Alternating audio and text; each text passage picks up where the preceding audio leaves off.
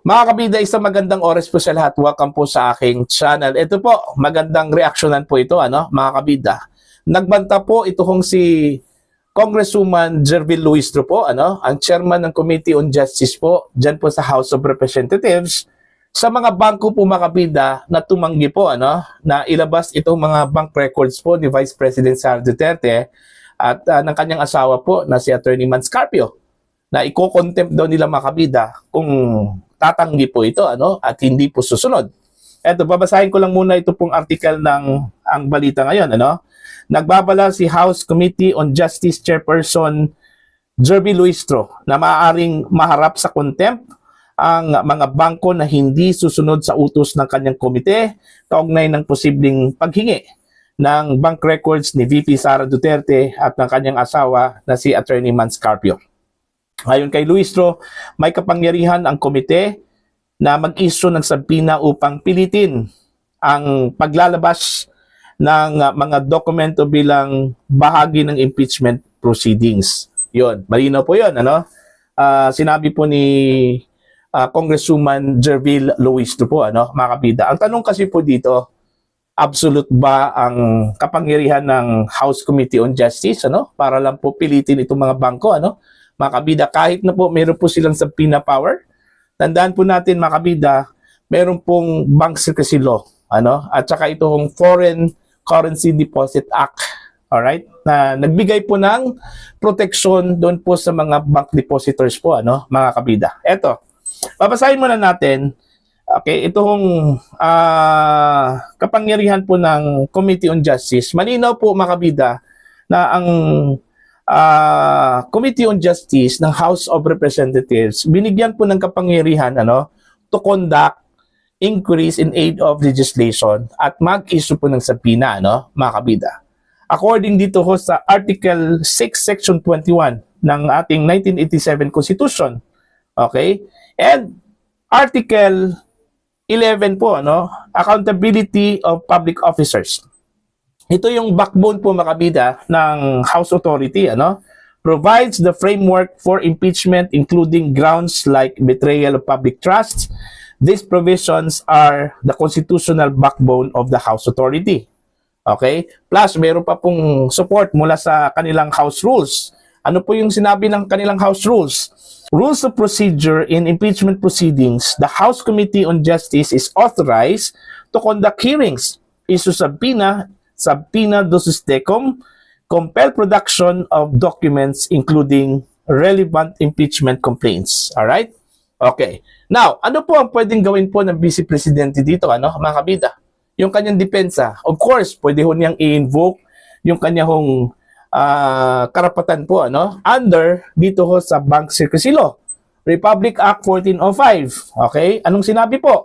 Bank deposits are confidential. Alright?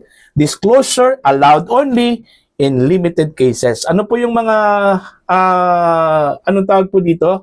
Inaalaw po. Kung, number one, meron pong written permission of the depositor, mga kabida.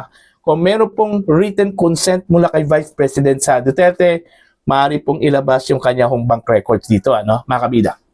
Okay, number two, impeachment court order.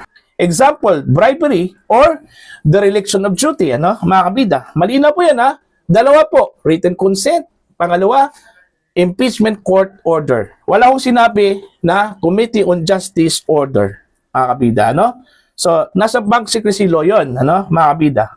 Okay, iba pang mga batas na pwede kong gamitin po, mga kabida, ni Vice President Sara Duterte, in defense doon ho sa pagkuha po ng kanyang mga bank records. Republic Act number 6426, otherwise as Foreign Currency Deposit Act, mga kabida. Anong sinabi po dito? Even stricter than Republic Act 1405, foreign currency deposits cannot be disclosed without written consent of the depositor. Alright, malinaw po yon. Okay? Meron pong jurisprudence, mga kabida, ng Korte Suprema, Ermita versus Senate. Affirm Congress power to subpoena in legislative inquiries, but also emphasize limits and respect for other laws. Malinaw po yun, Emphasize limits and respect for other laws. Ito, malaking court battle po ito, ano? Mga kabida, itong gagawin po ng Committee on Justice. Alright? Dahil unang-una po, sigurado po ako mga kabida kung ipipilit po talaga no, ng Committee on Justice na pressurein ito pong mga bangko na ilabas itong mga dokumento dahil may pagbabanta na po na iko-contempt daw nila yung mga bangko, ano? Kung sakali man po hindi po ito susunod, ano? Sigurado po ako mga kabida, dudulog po ng Korte Suprema po, ano? Ito kung si Vice President Sara Duterte at baka ito na naman po yung magiging hudyat po, ano? Na magkaroon po ng problema itong impeachment proceedings ng House of Representatives, mga kabida. Imbes na pabilisin po natin itong proceedings na ito, ano, mga kabida, papatagalin po sa pamamagitan po ng very harsh na order mula sa Committee on Justice, ano, na ilabas itong mga dokumento. Otherwise, iko-contempt po nila mga kabida itong mga bangkong ito. Malinaw po, ano, sa batas po, dito ho sa Republic Act 1405, Bank Secrecy Law, dalawa lang po, ano, una, yung written permission mula sa depositor, mula kay Vice President Sara Duterte, o di kaya kay Attorney Manscarpio, ano, mga kabida. At yung pangalawa po, specific yung nakalagay doon, impeachment court order. Alright? Hindi po nakasaad po doon mga kabida, Committee on Justice of the House of Representatives order. Walang ganun po mga kabida. So sabi ko, medyo magandang court battle po ito, ano, mga kabida. Okay? Itong gagawin po ng Committee on Justice kung ipipilit po nila ito. Ito din yung rason, ano, mga kabida, kung bakit po gusto kong i-deklarang unconstitutional yung proceedings. Kasi parang nag-overlap na po, ano, mga kabida, at lumabas na po doon ho sa frame po ng ating saligang batas, ano? Okay? Ayon po doon ho sa grounds ng kampo po ni Vice President Sara Duterte, ano? Okay? Kaya nga hindi po nila kinilala ito Yung jurisdiction po ng House Committee on Justice, hindi po kinikilala po ng kampo po ni Vice President Sara Duterte. Kaya nga, ang nakalagay doon ho sa kanilang answer ad cautelam. Dahil with caution po yon. Okay? They participated in the proceedings, ano, mga kabida, pero they do not recognize the jurisdiction of the committee.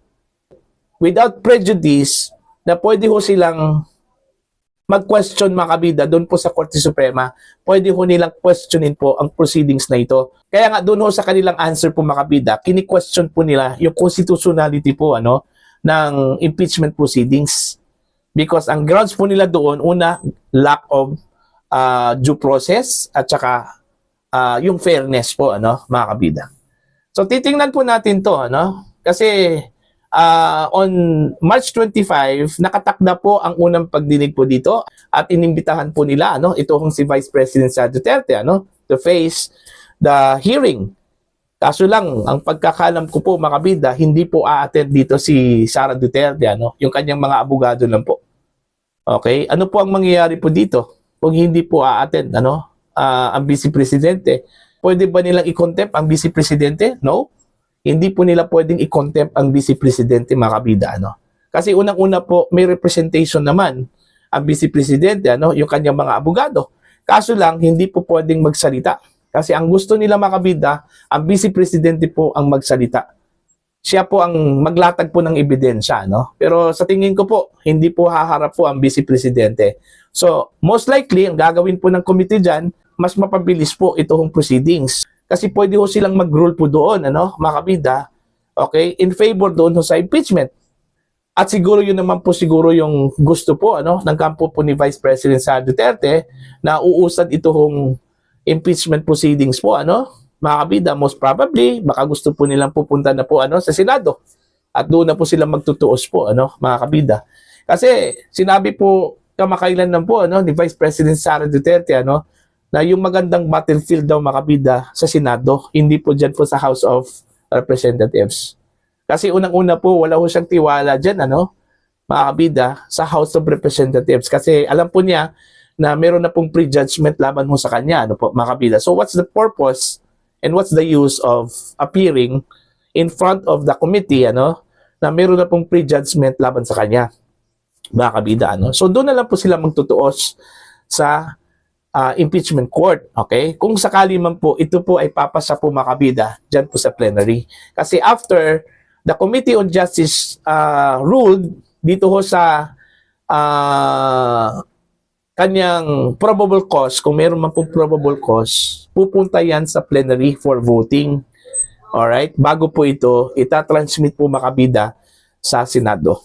So yun yung magiging ganap po, ano, mga kabida. So titingnan po natin kung aabot ba ito sa Korte Suprema, ano? Ito pong gagawin po ng Committee on Justice, okay? Requiring the banks to submit the documents under the name of Sara Duterte and Attorney Mans Carpio, ano, mga kabida.